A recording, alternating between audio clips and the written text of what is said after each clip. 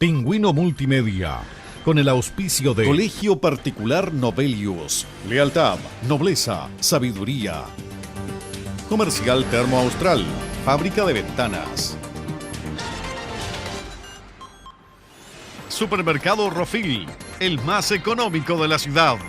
Presentan Barómetro, un programa líder de opiniones políticas, económicas y sociales, con la conducción del periodista Juan Ignacio Ortiz. Jueves a las 22 horas en Pingüino Televisión.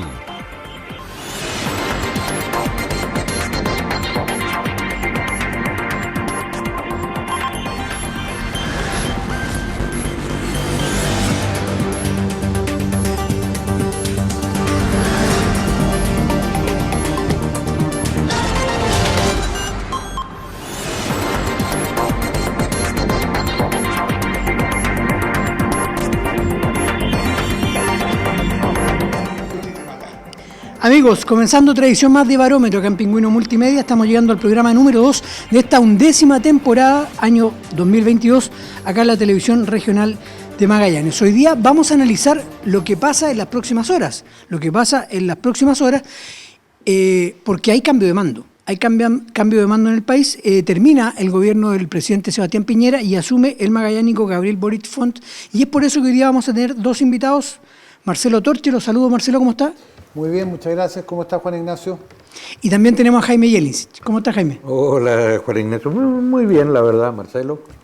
La verdad que está un día interesante mañana. Sí, está interesante. Pero, ¿saben? Antes de partir el programa, les quiero hacer una pregunta a ambos, que es la pregunta que estamos haciendo en la página web del Pingüino y que estamos haciendo también en el programa Las Cosas por su Nombre. Y dice en relación lo siguiente: en 2 días han votado más de 1000 personas. La pregunta es: ¿está en condiciones Magallanes de recibir refugiados o inmigrantes, Marcelo? Yo creo que no. ¿Por qué razón no estamos en condiciones? No está en condiciones de recibir refugiados ni inmigrantes, vengan de donde vengan, porque hasta hace un tiempo atrás se pensaba que los refugiados que íbamos a recibir iban a venir todos dentro de lo que es el continente americano, que íbamos a recibir colombianos, dominicanos, venezolanos, ecuatorianos, etc. Hoy día la posibilidad cierta es que pudiesen llegar refugiados de Ucrania. Claro. La verdad es que, si bien Magallanes tiene una extensión territorial bastante grande, no es menos cierto que tiene 2 limitaciones. Una limitación derechamente en lo que es el acceso a vivienda, dónde los vamos a poner a vivir a los refugiados, y una segunda limitación que es el acceso a trabajo digno. Por lo tanto, yo no me opongo, desde luego, a que podamos recibir refugiados, vengan de donde vengan, sobre todo si vienen con ánimo de aportar y de trabajar y de integrarse al país, pero de una manera absolutamente racional y en la medida que podamos, como región, e incluso hablando ya en forma más extensiva, como país, de recibir gente para que nos aporte, pero que podamos darles un trabajo digno y que podamos darles un lugar digno también donde vivir. Y creo que en eso acá estamos, no tenemos las condiciones. No sé si estamos al debe o no, porque yo creo que Magallanes en general, para lo que es la región, está bien. Pero de ahí a que podamos recibir, sobre todo si es un cúmulo importante de gente, creo que no tenemos la capacidad. ¿Sabe? No está tan bien, Marcelo, porque a Jaime le hago la misma pregunta, pero Jaime, en la reciente campaña que tuvo como candidato a diputado, daba a conocer siempre una cifra de salud que es preocupante. Porque Marcelo hablaba de vivienda y trabajo. Sí. Pero ¿estamos en condiciones, Jaime, de recibir refugiados? Si en salud usted mismo daba a conocer que hay una cifra de lista de espera tremenda en la ciudad. 16.000. 16.000. Sí, que no han visto un especialista. A ver, yo voy a contestar desde 2 ángulos. El primero, yo creo, en lo que señala Marcelo y lo que señala mucho hoy día, de que en Magallanes hay varias deudas.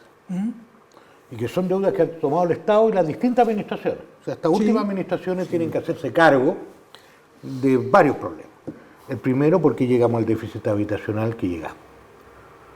En un momento determinado, el 2006, no había déficit habitacional en la región y hoy día el déficit habitacional en Chile estaba alrededor de 120.000 viviendas en esa época. Han pasado 15 años, 16 años y hoy día tenemos un déficit habitacional de 600.000 viviendas en Chile. Y tenemos adicionalmente acá en Magallanes un déficit habitacional casi de 5.000 viviendas. Y lo peor, que uno tiene que ser claro, y que tenemos el triple de ingresos que teníamos en el año 2006. Como país. Claro. Entonces, la verdad que ahí hay un problema. Y ese es un problema que nadie ha querido hacerse cargo, pero los responsables que han estado en la administración del Estado tienen responsabilidad de por qué llegamos a esta situación. Eso es lo primero. Lo segundo, en el tema salud. O sea, no es posible que lleguemos al punto hoy día en que hayan cerca de 16.000 personas que no han tenido una atención de un especialista. O sea, no hay explicación. Y en pandemia se ha incrementado. No, llegó a esto fundamentalmente por pandemia, pero ya venía creciendo. Entonces este es un tema que la verdad, yo creo que hay déficit hoy día que tienen que responsabilizarse el Estado, que tiene que ver con salud y que tiene que ver, yo diría, con varias políticas que hemos dejado hacer. Dejamos que las cosas funcionaran, pero el Estado no intervino en áreas para resolver los temas en que tenía responsabilidad directa. Vivienda, salud y el otro en cómo mover la actividad económica regional. Y eso no implica que el Estado sea un interventor, sino que fije políticas de crecimiento económico que creo que no han sido claras. Eso es lo primero.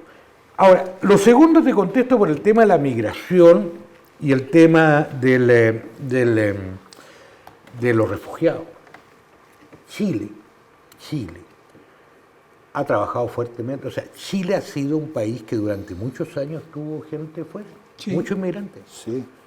La Patagonia argentina se construyó con los migrantes chilenos, porque no éramos capaces de darle un escenario de trabajo y países vecinos recibieron a muchos chilenos.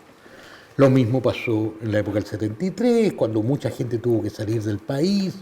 Entonces, yo creo que en este tema, y adicionalmente nuestra historia, especialmente Magallanes, es una región de migrantes. Es de migrantes. O sea, nacionales, chilotes, croatas, europeos. Yo creo... La formaron los migrantes. Claro, yo creo que en esto uno entonces debería tener una política clara sobre esta materia. No al desorden. Es decir, yo creo que, por ejemplo, frente a la crisis humanitaria que se está viendo en Ucrania, es obvio que es un tema que toca resolver. Prestar ayuda. ¿Pero hoy día estamos en condiciones? Yo creo que, a ver, la pregunta es esta. Yo creo que siempre uno está en condiciones. Chile es un país que hoy día, si yo miro las cifras económicas, yo creo que la responsabilidad que tienen que dar las autoridades es por qué no tenemos resueltos estos temas. O sea, si tú me preguntas a mí por qué tenemos esa brecha que tenemos en vivienda y esa brecha que tenemos en salud con la cantidad de recursos que tiene el país, yo creo que es un problema de gestión, no es un problema que Chile no tenga los recursos. ¿Por qué no se hizo un plan especial ahora con salud, con que había libertad, el presupuesto, o usar el mismo tema de la pandemia para resuelto este tema de atención? La pregunta que uno se hace es ¿por qué no se hizo? Entonces, yo creo que hay mucha gente que incluso la autoridad se escuda, no podemos recibir a nadie porque tenemos déficit, sí, pero la pregunta es que yo creo que los déficits no lo hemos analizado en la responsabilidad que tenemos. Yo no he escuchado a ninguna autoridad los últimos 5 años, 7 años decir, mira, ¿sabes qué? Vamos a resolver el problema de la vivienda, vamos a construir 2.500 viviendas anuales y en 3 años resolvemos el problema de la vivienda. Eso se hizo. ¿Por qué no se hace de nuevo? Habrá otras prioridades, porque discutimos que vamos a construir esto, ¿por qué no resolvemos el problema de la vivienda mañana? Y respecto de ello, ¿qué opinión le merece el acuerdo firmado por Jorge Frías con ACNUR? Bueno, yo creo que ahí hay un tema complejo. Yo creo que primero debió haber sido un tema tratado por el gobierno regional. Ya, a ver, yo creo que los temas... La forma estuvo mal. Yo creo que la forma estuvo mal, porque yo creo que estamos en una etapa en el país en que toda la gente pide transparencia y claridad. Tú no puedes hacer las cosas bajo cuatro paredes. Porque este tema no fue un tema de debate público y todos pudiéramos opinar. Por supuesto que la autoridad tiene la facultad de tomar la decisión. Pero por lo menos hoy día la sociedad y la formación, pues, el desarrollo que tenemos en nuestra estructura hoy día, la gente tiene legítimamente el derecho a estar informado de lo que las autoridades están haciendo. Ya, la forma estuvo mal. Yo creo que la forma no fue la adecuada porque esto de entenderse entre gallo y medianoche es un tema que debió haber sido un debate del gobierno regional. Porque el gobernador representa... O sea, en representación, yo creo mucho en la democracia. Claro, y él representa al gobierno regional, nos representa a la región. Claro. Y por lo tanto, este tipo de temas, donde tenemos un problema hoy día, una discusión por el desorden que ha habido en el país, producto de los temas migratorios, donde tenemos varios problemas que están asociados no solamente al tema de la delincuencia, tenemos una situación ahí que está generando un roce importante en la convivencia nacional. ¿Por qué esos temas no fueron discutidos públicamente? Yo creo que cuando uno trata los temas abiertamente, en mi opinión, se construyen mejores soluciones. Y no este tipo de situación en que mucha gente se sintió sorprendida. ¿Y usted, Marcelo, qué opina de la Sí, en gran medida comparto lo que señala Jaime, porque efectivamente, o sea, la gente se sintió en gran medida sorprendida, algunos se sintieron molestos, otros preocupados, ¿qué va a pasar? ¿Cuánta gente va a llegar? ¿Qué vamos a ofrecer? ¿Cómo los vamos a recibir? ¿Dónde los vamos a instalar? ¿Quién se hace responsable? ¿Quién se hace responsable por ellos? ¿Qué trabajo les vamos a dar? ¿Qué va a pasar con el valor del trabajo en Punta Arenas? ¿Va a haber una tendencia al valor del trabajo hacia la baja?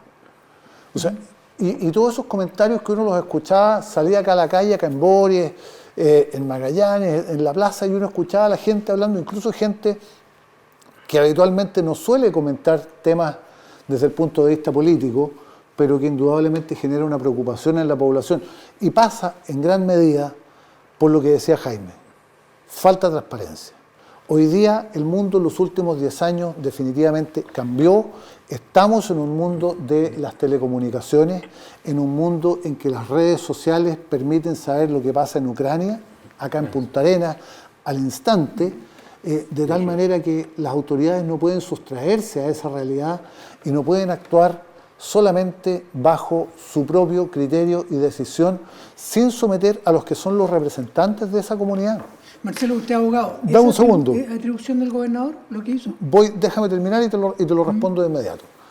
Y además, a puertas de que asumiera un nuevo consejo. Claro. Es decir, el consejo regional se iba yendo y venía entrando un consejo. O sea, ¿por qué no esperar a que entren los representantes recientemente elegidos por la gente? Con los cuales va a tener que gobernar. Con los que va a tener que gobernar, a los que les va a tener que consultar una serie de materias. Y sin embargo, aparece esta cuestión y se enteró prácticamente todo Magallanes por la prensa. En cuanto a facultades... Por los medios, no diga la prensa. Por los medios, por toda la razón. Para que veas que yo también estoy anticuado. Eso porque somos viejos. Acabo de hablar de las redes sociales, de la modernización de las telecomunicaciones, y salgo con la prensa, por los medios, efectivamente. Y voy a tu pregunta. ¿Sí? ¿Es atribución? No, no tiene las atribuciones. Las atribuciones, las relaciones exteriores del país, ¿quién las lleva? Cancillería. El presidente de la República. Exactamente, el presidente de la República a través de Cancillería. El presidente de la República. Sí. Y para la suscripción de convenios internacionales, ¿qué se requiere? Además, ni más ni menos que eso sea ratificado por el Congreso. Sí, exacto. O sea, tenemos una autoridad que no tenía las facultades porque las relaciones internacionales las lleva el presidente. Y además, un convenio internacional de esta naturaleza debe ser ratificado por el Congreso. Por lo tanto, facultades no había por ninguna parte. Mal asesorado, me lo imagino. Yo creo que Jorge Flies es una buena persona, que tiene buenas intenciones, pero creo que... Es que yo creo que el fondo no estamos en desacuerdo del fondo, es la forma quizás. Exactamente, yo creo que la forma no estuvo bien. Y claramente, tanto la Constitución todavía en vigencia, y me imagino que la que venga también va a tener una norma similar, como la Ley de Bases de Administración del Estado, te dicen, o nos dicen, y le dicen a las autoridades fundamentalmente que tienen que actuar dentro de su competencia y en la forma que establezca la ley, en la forma que prescriba la ley, esa es la palabra. Yo hace poco lo conversaba con un grupo de amigos. Y si no es nulo, ¿ah? En una charla como bien amistosa, y lo llevamos a temas domésticos. El core se debe sentir como la esposa de cada uno de nosotros cuando uno invita a un amigo a la casa y no le avisa a la esposa. Yo creo que eso es lo que sintió el core, ¿no? Claro. Se sienten totalmente pasados a llevar. Entonces, también encuentro que tiene razón Marcelo con el tema del core nuevo. Porque el core nuevo es el que tiene que empezar a gobernar y que va a partir mañana a las 20 horas con el juramento de los consejeros regionales. Pero vamos al tema de mañana ya, Jaime. Gabriel Boric asume en medio de muchas problemáticas para el país. Muchos se olvidan que estamos en medio de una pandemia. La pandemia no se ha terminado, vivimos un verano que nos tuvo afligido a muchos, especialmente ustedes que son del sector turístico, Jaime, por el tema de los aforos, el Omicron, y no sabemos qué viene ahora, no sabemos si viene en 2 meses más otra variante, en fin. Bueno, está el tema de la migración en el norte, problemático. El tema de la Araucanía, un tema que lleva 500 años de dificultades para todos los gobiernos y ningún gobierno le ha dado ninguna solución. El tema de la inflación. El año pasado, a mí me llegó hoy día la cuenta del hipotecario de mi casa, me subió como terrible. No, yo también pagué hoy día. Los últimos 3 meses ha sido terrible cómo va subiendo el hipotecario. Va subiendo violentamente. Jaime, y ahora se le suma la invasión rusa a Ucrania, que nos tiene a todos en vilo. Yo diría que el tema más complejo que tiene que asumir el gobierno y le tocó a este gobierno, es un problema, en mi opinión, que es estructuralmente mucho más difícil, que tiene que ver con el desequilibrio. Mira, y lo voy a dar en cifras. El 2006 Chile debía el 9% al PIB en deuda, el Estado de Chile. El 2018 Chile ya debía el 29% al PIB. Sí. Es decir, estoy hablando entre el 2006 al 2018 ya habíamos gastado... Se triplicó la deuda. Eso. Aparte nos habíamos echado ya casi el 40% de la reserva. Adicionalmente,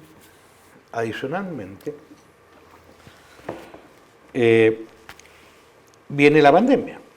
O sea, si le sumo los gastos y los compromisos a la pandemia, los especialistas dicen que vamos a llegar a una proyección, lo más probable en 2024, del orden del 45% del PIB. Es manejable. Una deuda de ese volumen es manejable, dicen los especialistas. El problema es la tendencia. El problema es que la tendencia hoy día, si yo miro las cifras de los últimos 15 años, es que venimos gastando más de lo que generamos. De hecho, hay una cifra bien compleja. Si tú sacas el tema del precio de los minerales y ves el resto de la estructura económica en Chile, el crecimiento es del 1%. El crecimiento hoy día en los últimos 15 años solo se justifica por la minería. Pero y ojo, Boric va a gastar más que los gobiernos anteriores. Por ¿no? eso. Entonces el problema, no, es que no se sabe, porque se sabe. El problema es que Boric gana, el presidente electo, con un plan de transformación del Estado. Sí, tenemos adicionalmente lo que cuestan dinero. Exactamente. Aparte está ahí en un proceso constituyente. Y adicionalmente, lo primero que todo el mundo le está pidiendo es que hay que equilibrar las cuentas. Segundo, asume en un año que ya sabemos que el presupuesto de este año es un 29% menor que el del año pasado.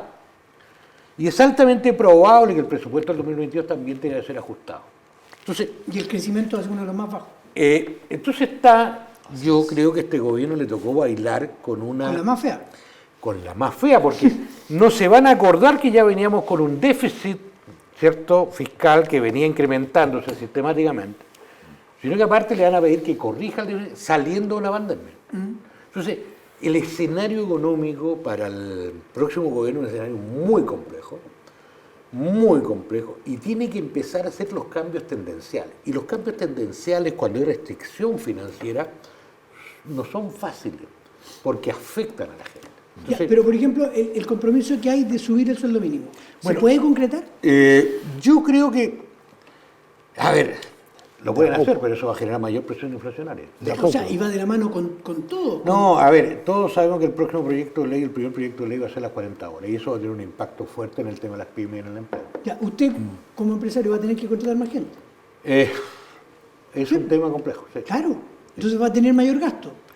Sí, y si a eso le sumáis cuál va a ser la carga tributaria, el tema de la situación es muy compleja. Por eso digo que el escenario con que asume el próximo gobierno... Ahora, yo conozco a Mario Marcela, lo conozco mucho. Le tengo un profundo respeto. Es un tipo, yo creo que lejos, es uno de los mejores economistas que ha producido Chile en los últimos 50 años. Lejos. Por algo todos los bancos centrales del mundo le dieron un premio, porque el tipo, la verdad... Ahora, entiendo por qué lo eligieron, porque objetivamente la coyuntura económica de Chile es una sumatoria de cosas que le va a hacer al gobierno muy difícil. Eso implica, por lo tanto, que esta administración va a tener que navegar en aguas complejas.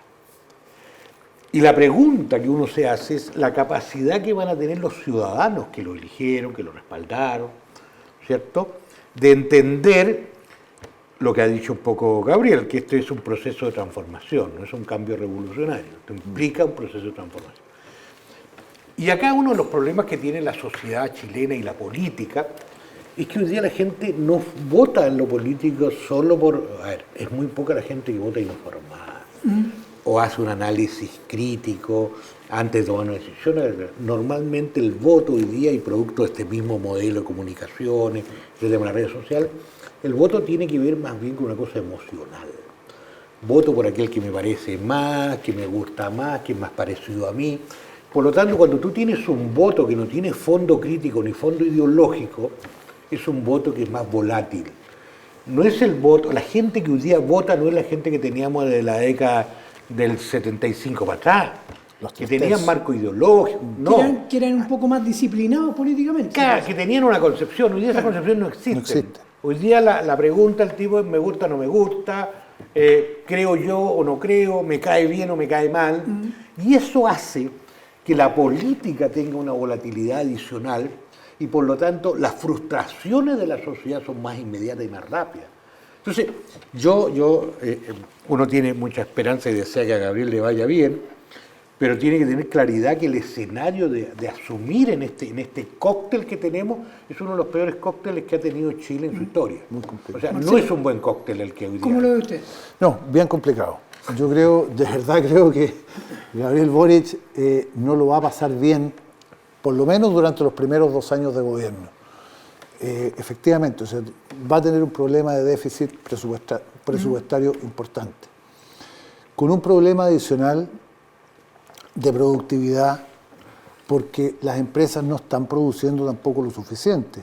Si a eso le sumamos la necesidad que, como bien decía Jaime, se prometieron las 40 horas, bueno, pero las 40 horas tienen un impacto económico fuerte. y tienen un impacto económico no menor. Vamos a ver cuántas pymes son capaces de afrontarlo. Bueno, ahí hay un dato adicional que me faltó y te lo doy como elemento. Hay un proceso inflacionario global que también Chile tiene que enfrentar. Muy Chile fuerte. Tiene una economía muy chica como para hacer correcciones. Puede hacer un porcentaje de correcciones locales, pero no son muchas. Y el ajuste para enfrentar eso no es un tema menor, pero vaya a tener un problema por la misma guerra, por la situación internacional. Ahora, el precio del crudo se te va a disparar, el precio de los granos se te va a disparar. Usted decía los 2 primeros años, pero también dependiendo también lo que pasa a nivel mundial, ¿o no? Por eso, O sea, que en los 2 años se claro. estima que a nivel mundial empieza a recuperar la actividad económica. Sí, pero ¿qué pasa con la guerra? Si la guerra no estaba contemplada, quizás. A ver, la guerra, Yo tengo ahí algunas expresiones. la guerra es un fenómeno que no se lo esperaba a nadie y que indudablemente también nos va a afectar a nosotros. Efectivamente, la producción de petróleo de Ucrania va a incidir en el precio del crudo. La producción de grano va a bajar, por lo tanto vamos a carecer, no solo Chile, sino que a nivel internacional, a nivel mundial, se va a carecer en alguna medida de grano. ¿Se puede suplir? Eventualmente sí, pero eso va a significar, claro, porque eso significa que algunos productores que a lo mejor hoy día están produciendo, no sé, alfalfa, van a empezar a sembrar trigo, puede ser, pero eso se demora, no es inmediato. Por eso que se estima que en alguna medida pueden ser 2 años lo que se demoren en hacer los ajustes. Y después de esos 2 años, Marcelo, Boric va a tener que cumplir muchas promesas sociales. Es que ese es otro tema, con cuántas lucas verdaderamente va a poder contar. Coincido en lo que señalaba Jaime hace un rato atrás. Tenemos mucha gente que otorga su voto con un criterio inmediatista, o sea, saliste elegido y mañana me cumplís. Sí, claro. Y no es tan fácil. No es tan fácil. Hoy día tenemos que ver a dónde vamos a destinar las lucas que son cada día más escasas. La plata que tiene el país es tremendamente escasa. Acabo de dar un tema, yo creo que lo que está en la cabeza hoy día del presidente electo es cómo, yo creo que tienen claro cómo generar reactivación. Pero cómo generar reactivación en un escenario de contracción económica. Yo creo que la única alternativa que tiene hoy día es apostar por la vivienda. Yo creo que sí, la construcción, porque absorbe mucha mano de obra, absorbe mucha mano de obra, y genera movimiento, eso. requiere de materiales, o sea, sí, activa la economía. Pero yo creo que esa, por ejemplo, si uno estuviera en el caso del presidente electo, que eso que es difícil, pero yo diría que la primera tarea que podría él asumir y poder tener resultados, y decir, mira, voy a cambiar la tendencia y vamos a ir a resolver el problema del déficit habitacional. Y vamos a construir en 4 años las 600.000 pendientes más el crecimiento, es decir, en 4 años voy a hacer 200.000 viviendas por año. Estimados, se nos pasó rápidamente el primer bloque de Barómetro en Pingüino Multimedia, pero vamos a volver con Marcelo Torche y Jaime Jelincic en un segundo bloque a hablar de todos los otros temas, que estamos a solo horas de un cambio de gabinete en nuestro país. Pingüino Multimedia, con el auspicio de Colegio Particular Novelius. Lealtad, nobleza, sabiduría. Comercial Termo Austral, fábrica de ventanas. Supermercado Rofil, el más económico de la ciudad. Pingüino Multimedia, con el auspicio de Colegio Particular Novelius. Lealtad, nobleza, sabiduría. Comercial Termo Austral, fábrica de ventanas. Supermercado Rofil, el más económico de la ciudad.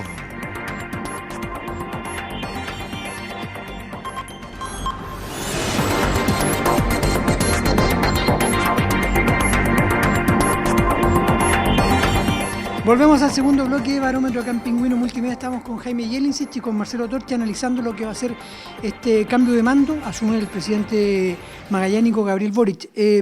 Marcelo, ¿es necesario mantener el estado de excepción en las regiones de Tarapacá, Antofagasta y en la Araucanía? Yo creo que sí. ¿Sí? Yo creo que sí. Yo creo que las dos regiones norte están complicadas con el tema de una migración descontrolada, sin una política, sin una forma racional de ingreso, y definitivamente se necesita un control especial, por un lado. Por otro lado, en la Araucanía, que se le ha querido hacer aparecer como un problema étnico que no es tal, y lo digo derechamente y responsablemente, ese no es un problema étnico, no es un problema mapuche, es un problema de una o dos comunidades, de unas pocas comunidades, pero la mayoría de las comunidades no tienen problemas con nadie, todo lo contrario, trabajan normalmente y producen normalmente. Pero el gran problema está en las comunidades violentas. Y las comunidades violentas requieren también de un tratamiento especial, o sea, se nota, y no digo que no los haya habido, pero durante los estados de excepción, efectivamente el nivel de atentados ha bajado, pero notablemente. Creo que mientras se busca una solución política, si es que la hay, va a ser necesario para la tranquilidad del presidente y para la tranquilidad de esa región que se mantenga también el estado de excepción constitucional. Jaime. Yo creo que el cambio de gobierno genera un escenario distinto. Yo creo que la nueva administración se va a jugar por un modelo distinto, se va a jugar por un modelo de establecer la posibilidad de la construcción de un acuerdo político. Y eso tiene de dulce y de agrado. O sea, puede resultar, si el gobierno dice, el nuevo gobierno dice, bueno, ya, ok, resolvamos este tema, si deponen las armas, entramos a una mesa de conversación o no, ahí pueden decirle que sí o no. Y eso lo va a obligar a tomar decisiones. ¿Está hablando primero de la Araucanía? Sí, de la Araucanía. Ese es el primer punto, y yo creo que ahí hay un tema que es complejo. Porque aparte el problema de la Araucanía no es solamente un tema étnico de reivindicación territorial. Hay 3 problemas que se cruzan en la Araucanía y que están teniendo efecto en los ciudadanos. Uno es el conflicto étnico y algunos que tienen una visión de secesión territorial, inclusive. Eso es verdad, eso existe ahí, y que también hay movimientos terroristas, eso también es verdad. Adicionalmente hay 2 problemas más que se cruzan y que se entremezclan, que es el robo de madera, que es un problema muy complejo, donde incluso lamentablemente hay instituciones involucradas del Estado. Y el otro, el problema del narcotráfico. Cualquier persona que conoce lo que está pasando, lo voy a decir en buen chileno para que la gente me entienda, la mejor marihuana que se produce en Chile se produce en esa zona. Y esa zona ha bajado el precio y tiene una competencia con el Maule y con los otros que llega importado de Santiago, y por lo tanto también es un tema de narcotráfico complejo en ese sector. Entonces, son 3 conflictos que están superpuestos y que incluso se retroalimentan dependiendo de los intereses de uno. Por lo tanto, yo diría que incluso el Estado no ha sido eficiente para separar los conflictos, situarlos, reducirlos a lo que deberían ser. Entonces, ahí yo creo que había un error en los últimos 10 años de no enfocar bien para enfrentar los problemas, y todo eso se le entremezcló. Hay mucha gente armada en ese sector y han habido incluso homicidios que no están vinculados al tema territorial, están vinculados al tema de la droga, están vinculados al robo de la madera, y se vinculan todos. Entonces, yo creo que ahí hay un problema. Ahora, si hay una buena discriminación, a mí no me asusta... Y ahí está la dificultad. Pero a mí no me asusta de una situación de estado de sitio. Sino, el problema es para qué, cómo y qué. ¿Cuál es el objetivo y la finalidad? Porque si el objetivo es solo retrotraer o disminuir y no está aparejado en un plan de pacificación del área, de eliminación, la verdad no deja de ser más que alargar la pandemia. Es como... ¿Qué queda? Era como antes nos hacían ¿sabes qué más? Vamos a cerrar los restaurantes para que no haya más contagio, no resolvía nada. Entonces yo creo que hay que buscar ahí un mecanismo y la construcción de un plan que corresponda. Y eso le va a tocar a esta administración porque objetivamente la sensación en los últimos 2-3 años es que el tema escaló. El tema creció en vez de disminuir. Y una forma de contención de esta administración era frenar con estado de excepción. Pero la verdad no había un plan que yo dijera, mira, ¿sabes qué más? Están trabajando sistemáticamente, porque la sensación de los trabajadores de la madera, de los camioneros, es que no les cambia mucho la vida. Eso no. Y en el tema migratorio lo mismo.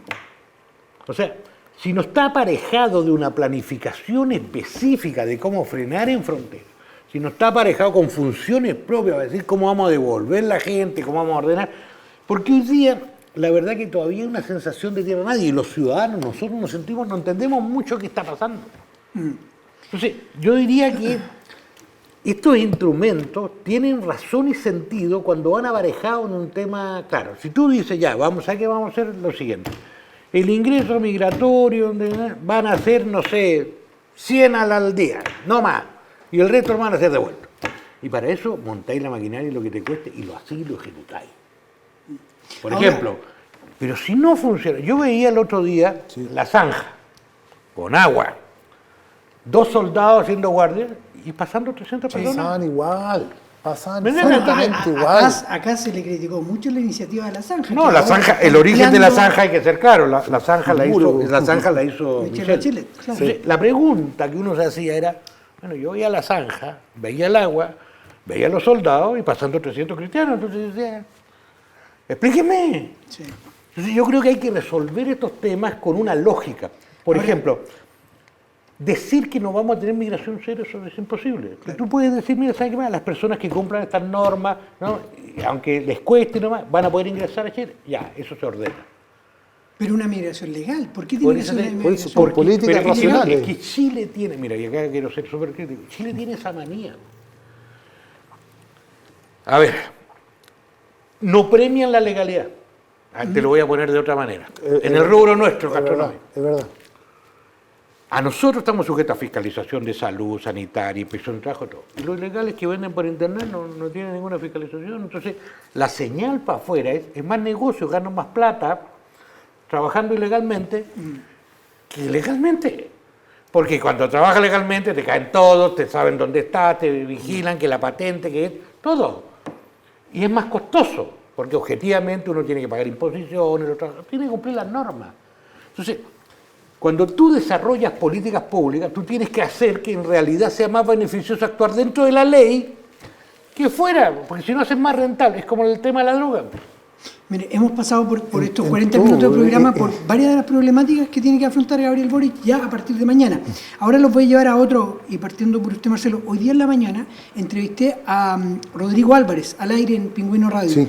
Y hace tiempo yo no lo escuchaba tan desmotivado, o sea, bajoneado, con la voz incluso quejumbrosa, y me decía que su voz y su opinión en la constituyente prácticamente no se está escuchando. Yo a Rodrigo Álvarez lo conocí en la Católica cuando hacía clases de Derecho Constitucional. Creo que es una persona preparada para estar inmersa y trabajando en la redacción de una nueva Constitución.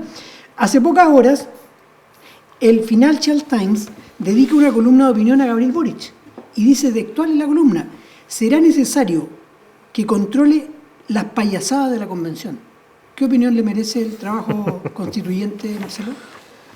Yo de verdad creo que lo que dice el Financial Times tiene toda la razón. O sea, lo que está haciendo en este minuto la constituyente son payasadas. O sea, de verdad. La constituyente, y en esto quiero ser súper claro, es simplemente un órgano colegiado que tiene una sola función: redactar un texto y proponérselo a la comunidad nacional. Para no otra cosa. Salida. Ellos no son autoridad de ninguna especie. Y dentro de eso es tremendamente importante señalar dos cosas. Yo creo que hay dos personas que son las que más saben de Constitución y que deberían ser los más escuchados dentro de lo que es la Convención Constituyente, y la verdad de las cosas es que lamentablemente no los pescan a ninguno de los dos, que son Agustín Esquella, un lujo tenerlo ahí, y Rodrigo Álvarez, otro lujo tenerlo ahí. Los dos profesores universitarios, los dos saben qué es lo que se tiene que hacer, y definitivamente la convención simplemente se impone por los gritos, se impone somos más, se impone, y llegamos al absurdo de repente en que nos vemos en que se tratan de imponer y de dictar normas no para lo que es la generalidad del país, sino que de imponer normas para las minorías. Yo no digo que se dejen fuera las minorías, bajo ningún punto de vista, pero tenemos que regular primero lo que es para la generalidad del país y a partir de ahí ir regulando hacia abajo. Eso no se está haciendo. Definitivamente se trata de imponer, somos más, imponemos por la fuerza y se acabó. En circunstancias que lo más importante sería derechamente que se lograsen los acuerdos necesarios para lo que el país necesita. Lo segundo, la Convención Constitucional se está tratando de meter a muchísimas cosas, a cuestiones que no son materia de Constitución por ningún lado. O sea, una Constitución, ¿qué es lo que tiene que regular? Tiene que regular la forma del gobierno y el Estado que queremos tener. La organización del Estado y la forma de su gobierno. Eso es lo que tiene que regular la Constitución, más las garantías que le vamos a reconocer a toda la gente. Entrar en detalle en cuestiones que son materia de ley no corresponde, para eso está el Congreso. Entrar a pretender, incluso sin ningún otro fundamento, a disolver instituciones, como por ejemplo se pretende, se ha hablado bastante, que pretenden un Congreso unicameral. Pero no sé si se habrán dado cuenta, por ejemplo, que en donde se han puesto congresos unicamerales, para muestra un botón, Perú, hoy día los peruanos ya están pensando seriamente en volver a un Congreso bicameral. Y la situación es bastante simple, porque resulta que en un proceso de formación de la ley, como está establecido, es que la ley tiene su ingreso en cualquiera de las dos cámaras, puede ser en el Senado o en la Cámara de Diputados, pero hay una cámara de origen que elabora un proyecto. Y ese proyecto, una vez elaborado por ella, pasa a la otra cámara. ¿Para qué? Para su revisión. Y ahí por eso hablamos de cámara de origen y cámara revisora. Pero si prescindimos de una, lo que quede mal hecho a un lado va a seguir mal hecho. Así de simple. Y la verdad de las cosas es que para leyes mal hechas tenemos suficiente, y lo que queremos es mejorar la calidad de nuestros parlamentarios, mejorar la calidad de nuestras leyes, y a veces da la impresión, cuando uno ve lo que está haciendo el trabajo de la Convención Constituyente, da la impresión que ellos quisieran que a Gabriel Boric le vaya mal. Yo creo que deberían revisar su actuación, deberían revisar lo que son las constituciones, deberían revisar, por ejemplo, el proyecto que tienen de nacionalizar el cobre y el oro y el litio. Perdón, les digo de inmediato que no solo el cobre, el oro y el litio son chilenos, todos los minerales son chilenos. Lo que se entregan son concesiones mineras de partida. Y eso está establecido desde hace muchísimos años así. Por lo tanto, no están haciendo ninguna novedad, sino que están haciendo publicidad. Sin embargo, si pretendemos que la gran minería pase a quedar en manos exclusivamente nacionales, con todo respeto, pero ni Codelco tiene la capacidad. Ni Codelco tiene para lo que tiene. tiene para lo que tiene, pero Codelco no va a dar para explotar la totalidad de los yacimientos mineros del país. Crear otras corporaciones tampoco. Y espérame un segundo, y hay muchas esperanzas con el litio. Les digo al tiro, los chinos tienen la misma cantidad de acciones que Sokimich en el litio. Punto 1. Y punto 2, ojo que el litio no es llegar, sacarlo y decir ocupémoslo. Hay 17 procesos para poder ocupar el litio, de los cuales 14 están patentados. Jaime, no es tan fácil. ¿Qué opinión le merece los dichos del Financial Times en su columna? Ya, y voy a dar un dato adicional. Y aparte hay que estar pendiente de la cosa tecnológica. ¿Puede Yo ser creo un que- boomerang contra Boric o no? La constitución. Sí, pero La voy nueva- a ir primero a un punto porque quiero resaltar algo. Las tecnologías cambian considerablemente la situación de los mercados. La tendencia hoy día de las pilas eléctricas ya no es el litio, Además, es el sodio, que es mucho más barato y se encuentra en cualquier parte del mundo. aparte. Entonces, pensar de que lo que decíamos hace 2 años, que el litio podía ser el nuevo cobre, la verdad que no va para allá la micro. Y eso uno tiene que empezar a estar al tanto de la tecnología, de cómo se desarrollan y anticiparse para este tipo de cosas. Eso es lo primero. Lo segundo, a ver, sí, yo creo que hay una preocupación, todos tenemos una preocupación. Yo soy una persona que planteé hace muchos años, mira, la primera vez que planteé una nueva constitución lo planteé en el 2003. Y me parecía, ¿por qué? Porque yo creía que había que tener un marco de acuerdo más amplio, que nos incluyera y nos representara a todos.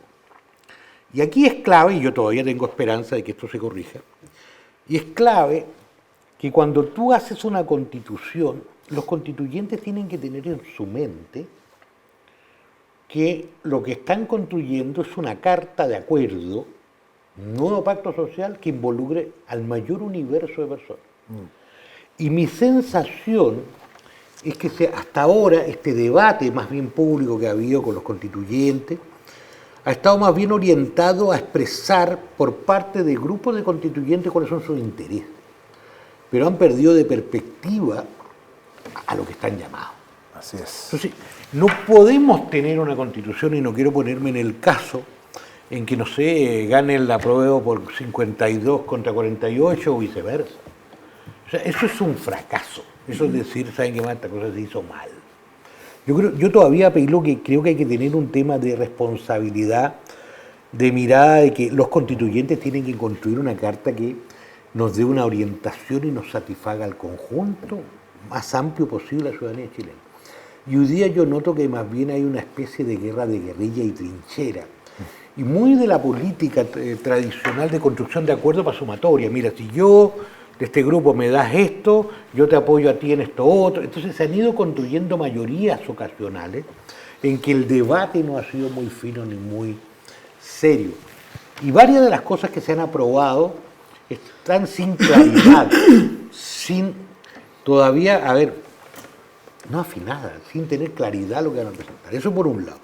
Y lo segundo, hay otra mirada que tienen que tener también adicionalmente los convencionales, es que, por lo menos escuchaba que hay 600 artículos todavía por discutir. Me parece que un poquito mucho. Y lo segundo es que muchas de las cosas que hagan después esto tiene efectos en la estructura del Estado. Entonces, esto de creer que después hay que crear servicios y hay que crear esto, la verdad que no es una cosa así, uno no puede tener una estructura del Estado que sea mucho mayor que la estructura privada, que es la que en el fondo paga y lo sustenta. Entonces yo creo que hay varias miradas hoy día.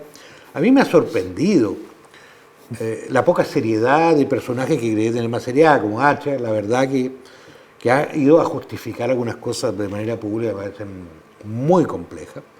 Yo creo que hay que, noto que hay que tener un debate de mayor profundidad. Y eso ¿Se le va a puede escapar de obligar... las manos a Boric la Es que yo creo que Boris tiene un problema y sobre ese punto. Yo creo que Boris es el presidente de todos los chilenos. Y él a lo más lo que puede generar es la morigeración del debate. Porque esta actuación de la constituyente va a originar un debate entre los chilenos. Y él como presidente de todos los chilenos, porque él no es solamente presidente de los que lo elegimos, sino de todos, incluso los que no votaron por él. Él va a tener que tomar una actitud de mediador en esta cosa.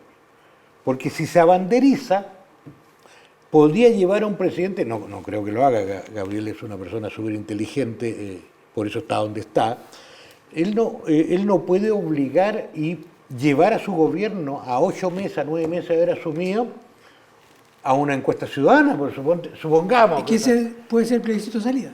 Claro, pues suponte que el presidente salía, él dice, no, yo quiero la Constitución así como está, y la gente vota rechazo. Es un desastre. Claro. Eso es un desastre político. Yo no creo que lo haga de esa manera. Yo creo que él tiene que ser capaz de conducir el debate político que se tiene que dar y el debate ciudadano que se tiene que dar por estos temas. Porque hay muchas cosas en lo que se están diciendo que dejan muchas dudas. Ahora, ¿cuál es lo preocupante sobre la nueva Constitución? Que el debate tiene que ser bien informado, y acá hay un tema de los medios de comunicación y las redes sociales, que es súper importante tener un debate de verdad abierto. Porque también es cierto que muchos chilenos votaron de una manera y pueden seguir votando de la misma, pero sin leer nada. O sea, yo creo que esto nos afecta de tal manera a todos que tiene que haber un debate, un análisis mucho más crítico de lo que han sido los últimos procesos electorales en el país los últimos 10 años. Pero, por ejemplo, la iniciativa que nombraba Marcelo, esta de un Congreso unicameral, ¿usted está de acuerdo? No, yo no estoy de acuerdo con un Congreso unicameral y voy a partir por defender una cosa que me parece súper clave, que es el territorio. Hay un tema que es súper clave para mí. Si tú tienes un Congreso unicameral, lo que hace normalmente es ampliar la Cámara de Diputados, y si lo haces de carácter, que como normalmente la Cámara de Diputados poblacional, las regiones extremas, las regiones con menor población son castigadas inmediatamente. Bueno, lo decía hace pocos días Alejandro Gusanovich en el diario digital. Sí, eso lo hemos conversado varias veces. Yo no comparto eso porque lo que equilibra el peso de las regiones ha sido el Senado, porque claro, el Senado logra equilibrar y hoy día la región pesa considerablemente mucho más. Más en el Senado que en la Cámara. Senado, claro. Entonces, yo creo que ahí hay un tema. Entonces, no digan, no, que le vamos a dar 2 diputados más. No se arregla con eso porque Santiago se va a las nubes. O sea, ya 40 diputados. Yo creo que ahí, yo por un problema, por mi visión de carácter regionalista, no soy partidario de este tema, de esa manera. Por lo tanto, debería ser más bien bicameral. Y segundo, por el tema del mejoramiento de las leyes. Si ya con un sistema bicameral que se ha tratado de mejorar y las leyes salen un poquito mejor, la verdad que hay leyes que salen en el país que son para llorar. La última nomás que sacaron está sobre el consumo de alcohol. Entonces yo Jaime Yellen, sí, ¿a usted le piden carnet? ¿Le piden carnet? Sí, yo voy todos los días a comprar a los mismos lugares y me piden el carnet. Sí, también, y me dicen que esto ayuda para que va a bajar el consumo de alcohol de los jóvenes. La verdad que están locos con lo que hicieron. Yo lo siento como un piropo cuando me lo piden. Peinamos canas, no nos vemos precisamente muy jóvenes. O sea, hay cosas que uno dice que tiene que mejorar. Entonces, yo creo que el presidente electo, va a tener que surfear un escenario que tiene también esta complicación. Ahora, todos los procesos de transformaciones, de debate, va a generar una crisis. O sea, eso es normal. O sea, nos quedan pocos minutos. La última pregunta para ambos. Mañana termina el gobierno del presidente Sebastián Piñera. La pregunta se la hago a ambos. ¿Tiene razón lo que dijo Camila Vallejo, no? ¿Mañana termina el peor gobierno de la historia de Chile? ¿O se equivocó la futura vocera de gobierno que si no es el peor, si no es el peor, va a andar cerca? Ya. ¿Así lo considera usted, Marcelo? No, de verdad, cuando uno se pregunta un poco, uno empieza a revisar los gobiernos de aquí hacia atrás y uno descubre cuál fue la obra política, cuál fue el legado que dejó un gobierno.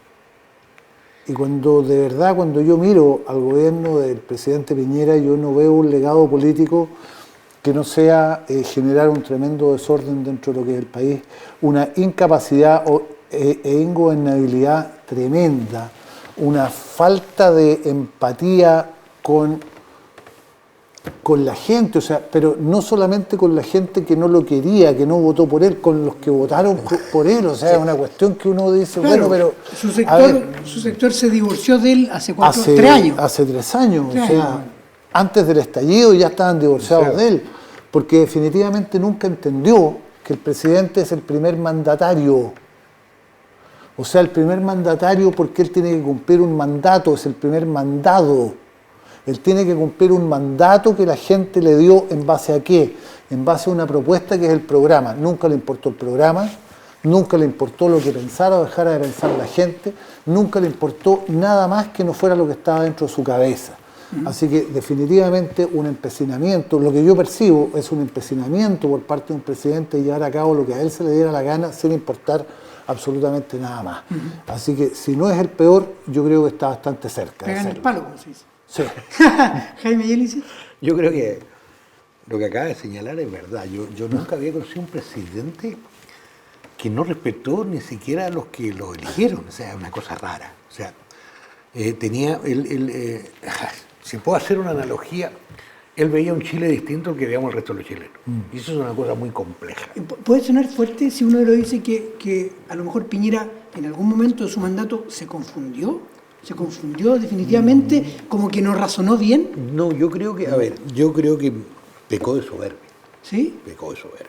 Porque no consultaba, uno nota, y llegaba atrasado, le daba cosas más importantes que a otras. Mira, el puro intercambio de oficio de la ministra de Transporte con el presidente Piñera y con Larraín, el primer ministro de Hacienda, que detonó la crisis social, es una cosa impresionante. Cuando la ministra le dice que no podía subir los precios nuevamente, ni la pescaron, no lo dan cuenta. Cuando ella le dice, lo mismo. Eso es excesivo, no podemos hacer esto, hágase. No hay una aplicación más. Entonces, yo creo que, el presidente Piñera renunció a liderar. Es una cosa muy rara, porque al final terminó siendo un administrador de cositas, de que un poco para tratar de llevar esto adelante y que la cosa termine. Pero renunció al liderazgo político, se divorció con su propio sector, no fue coherente con su propio programa de gobierno. O sea, el mismo gobierno reconoce que tiene menos de un 26% de cumplimiento. O sea, ni pescó su propio plan. Su programa, su propio plan. Entonces, la verdad que la sensación que uno tiene es que él, y a los liderazgos, yo creo que él terminó y ayudó a demoler lo poco que queda como una estructura del Estado. Y yo no sé por qué. La verdad que yo, no sé, yo se lo dejaría más que un analista político, un par de psiquiatras que me explicara. Porque no lo entiendo. Políticamente la verdad que no lo puedo entender. Lo invito durante todos los próximos días a estar en la sintonía de Pingüino Multimedia. Nosotros vamos a estar transmitiendo mañana el traspaso de mando, el cambio de mando o traspaso de mando entre Sebastián Piñera y Gabriel Boric. Así que para que esté en las redes sociales y también en toda la transmisión de radio y televisión. Jaime y Marcelo, muchas gracias por haber estado con nosotros también. No, gracias a ti por habernos invitado. Soy un agrado siempre estar con ustedes, así que feliz vengo cada vez que me invitan. Y poder compartir ahí transversalmente. Sí, no, y la verdad quiero darse cuenta, Chile está en un proceso de transformación, está en un proceso de ebullición. Lo importante es que esto ojalá la clase política ayude a conducir. Estas ebullición, estas cosas, si no hay conducción, no hay debate serio, la verdad, pueden terminar en cualquier cosa. Nosotros nos volvemos a juntar en 7 días más acá en Barómetro de Pingüino Televisión. Recuerde, todo el traspaso de mando de nuestro país en Pingüino Multimedia a partir mañana de las 11:45. Nos vemos. Chao, chao.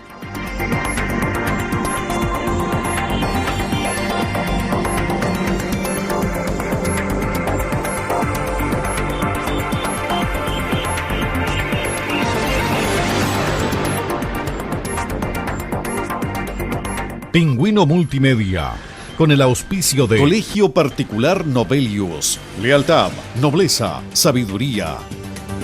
Comercial Termo Austral, fábrica de ventanas. Supermercado Rofil, el más económico de la ciudad. Presentaron Barómetro, un programa líder de opiniones políticas, económicas y sociales. Jueves a las 22 horas en Pingüino Televisión. Barómetro, un programa de Pingüino Multimedia.